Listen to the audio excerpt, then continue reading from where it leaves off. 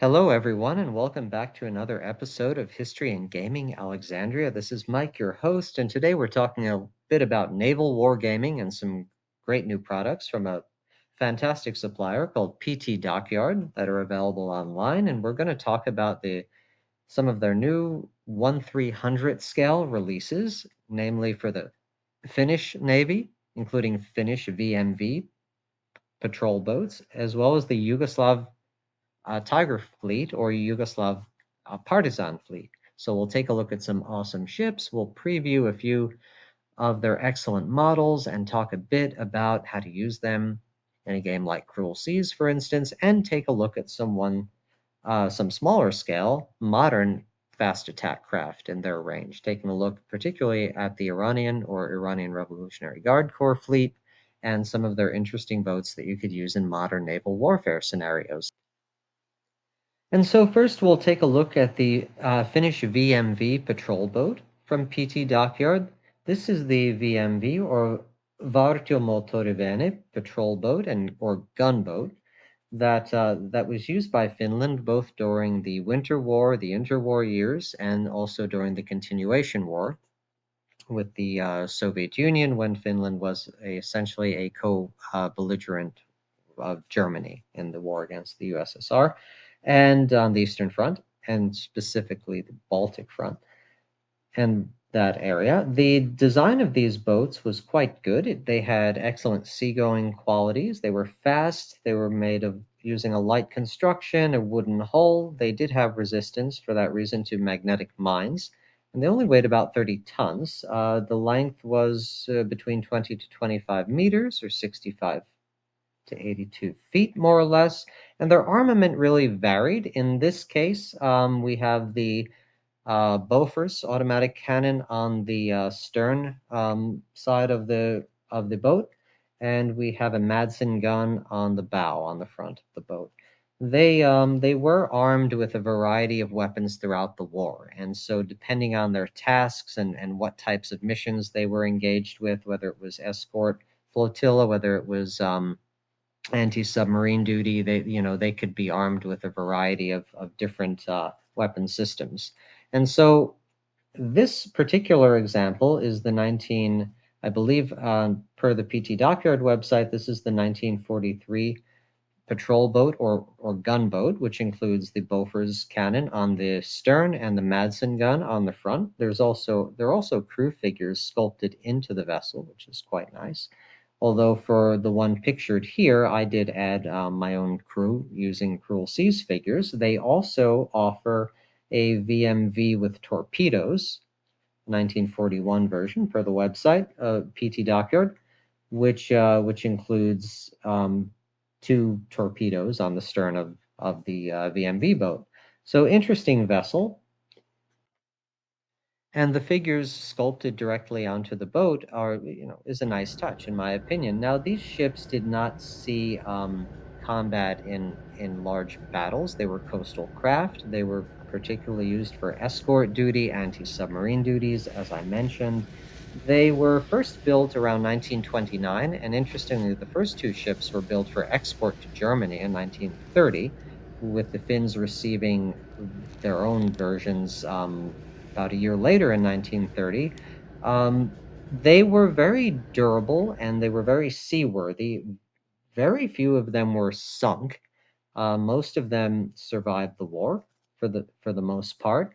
The first Finnish ship was destroyed by fire, as were others due to accidents. I believe two of them. The of the ones that became casualties of the war, most of them were attacked by aircraft and were sunk in that fashion or sunk by the Germans in 1944 when they turned on the Finns at that stage of the war as Finland exited. And so there were two or three of them that were sunk in that fashion by Germany. Several were sunk during Soviet bombing raids, particularly in 1944, but none that I can see were apparently lost in open battle with the Soviets, which is a testament to their quality, their seaworthiness, and their strength overall.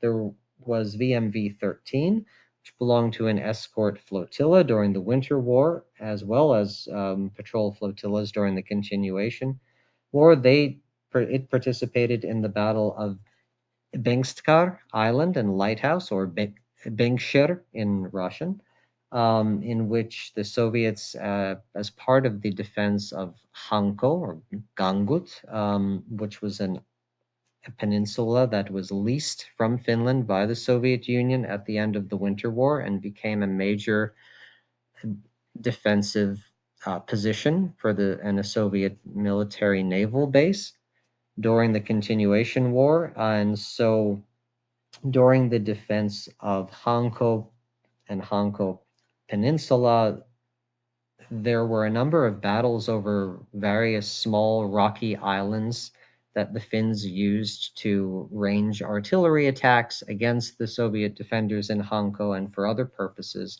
And the Soviets launched a number of descent operations or naval landing assault operations during the early stages of the Continuation War before Hanko was eventually evacuated. And during that time, VMV boats participated. They defended Finnish garrisons on islands such as Bengskar, and also sunk a Soviet Shuka-class submarine. VMV-13 in particular accomplished that.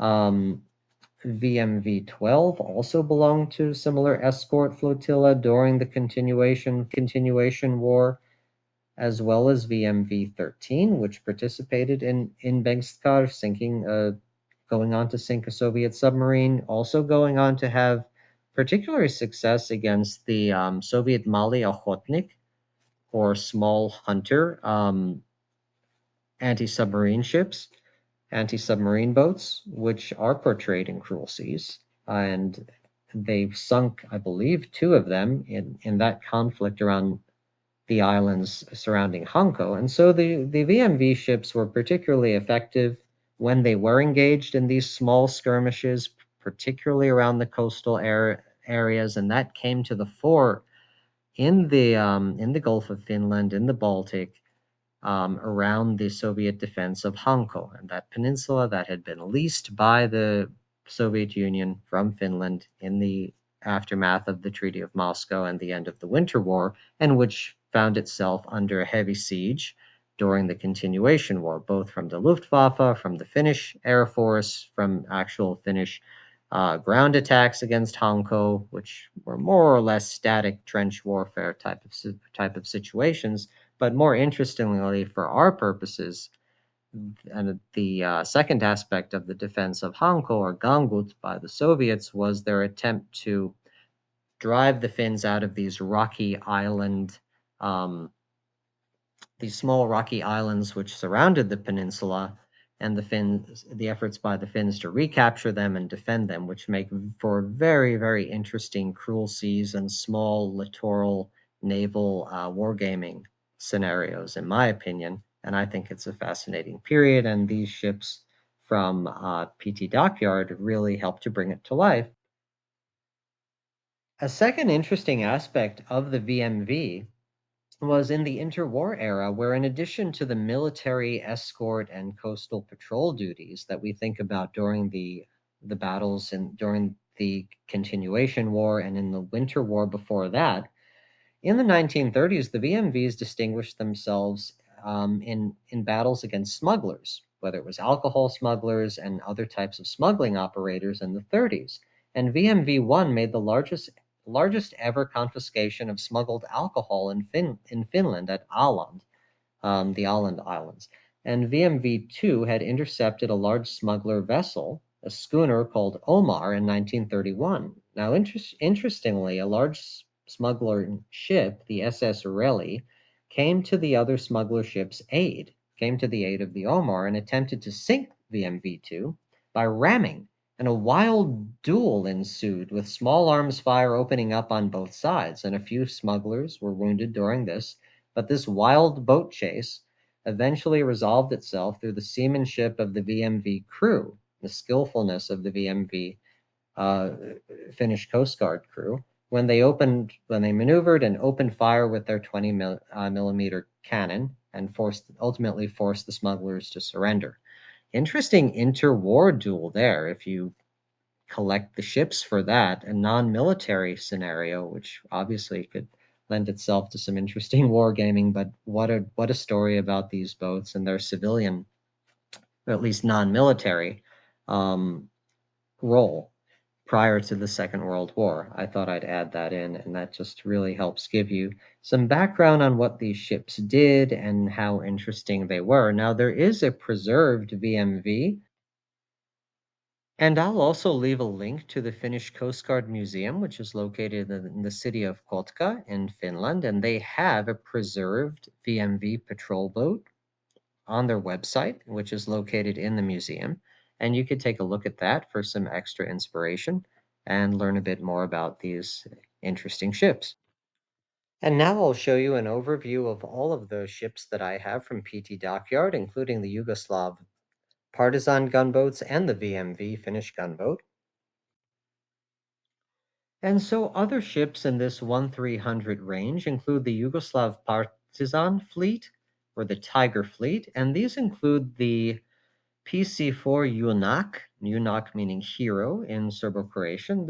These are essentially fishing boats that are converted into an armed coastal or riverine uh, boat. Essentially, these include 3D printed machine guns, twin machine guns, and other weapons that you can mount on the ship. As you could see, I also included some crew on mine, which are typical Cruel Seas metal figures, but you could simply build them straight out of the box as well. You could also use a mast, which you could add yourself. The Scampo is a slightly larger fishing boat that's been armed. This includes a 3D printed anti tank gun, as well as the 20 millimeter gun and twin machine guns. And as you can see, they both build up very nicely. They're a welcome addition to any collection, especially if you want to portray seagoing actions in the Adriatic Sea, of course, in the Balkans. But as they are armed fishing vessels, I think you could easily use them in any theater. Certainly the Baltic, certainly Finland, certainly other aspects of the war, anywhere you might see an armed small fishing boat patrolling coastal waterways. I think they're excellent little kits. And now we'll take a look at the VMV patrol boat from PT Dockyard. This version is the gunboat as opposed to the torpedo boat, which they also offer. And this VMV features a Madsen gun on the bow and a Bofors cannon on the stern of the boat.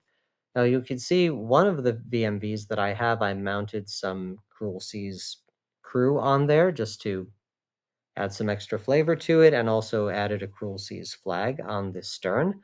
In the second version and the second ship that I have, I built it straight as it comes, so you could see what that looks like.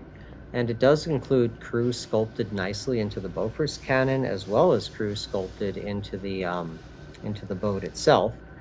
And I think the ships come together very easily. You could see the instructions, which are quite clear, and also the quality of the mold and of the detail on the ship. So I think they really add something to your ability to play the Finns and to play similar actions in the Baltic Sea with really authentic ships that represent the Finnish coastal fleet. And here you could see how the PT Dockyard models line up with and compare with the other ships that are typically used in Cruel Seas. So they match quite nicely with the Skytrex ships, which I use in my Finnish fleet, which you can see here. And these are a combination of some 3D printed ships that I received from a friend, and also the Skytrex Italian mass boats, which are an excellent stand-in for Finnish torpedo boats. PT Dockyard also does a Finnish torpedo boat, which is which is derivative of the mass as well. And I'd encourage you to take a look at that. But the ships generally match up very nicely, and I'm pretty pleased with the way that my Finnish fleet is coming together. I think it's going to be very interesting to get it on the tabletop even more and explore some of these actions that we discussed about Hanko Island, Hanko Peninsula, and the islands surrounding it, which make for some really compelling coastal naval action. So look out for a new episode focusing on that, where we'll review and go over some Russian language materials and Russian books about the Baltic Sea and look at some historical perspective on the defense of Hanko by the Soviets and the efforts of the Finns to hang on to the islands and the rocky islands such as Bengstar and others around Hanko, and the interesting little coastal actions that took place attempting to drop naval infantry and other assault troops onto those islands and take over lighthouses and basically wage a coastal war in the Baltic and the Gulf of Finland. And now, moving on to the modern era, we'll take a look at PT Dockyard's 1/700 scale range of modern fast attack craft, and a great example of these are their Iranian ships. And these are all essentially small fast attack ships. In the images you'll see here, they're the white ships, and very similar to the 1/300 scale. The quality is quite good. They're molded in the white resin with quite good detail, and they go together fairly easily with no problem. You can see the Iranian Kaman class, KAMN class fast attack craft, which is the larger vessel. Also the Iranian Bundar class attack craft, as well as three Boghammer fast attack speedboats. Those are widely used by the Revolutionary Guard Corps, as well as a Tyr class stealth MTB or motor torpedo boat. So you can also see in these photos how they match with other ships from other manufacturers in the range, and I think that they come together quite nicely. And I hope that you enjoyed taking a look at some of the modern littoral attack craft options that are out there for wargaming scenarios in the contemporary era. Well, that's it for today, everyone. I hope you've all enjoyed this episode about naval wargaming and some great ship options out there. I'll leave a link down below to PT Dockyard, as well as some other interesting sources on the topics that I've discussed today. I look forward to putting out another episode about the naval war in the Baltic, and especially the Soviet defense of Hanko and some of the interesting coastal actions around the small islands in that campaign, and look forward to talking to you more about that in the future. For now, keep rolling dice and painting miniatures and enjoying your hobby. Have a great week, everybody.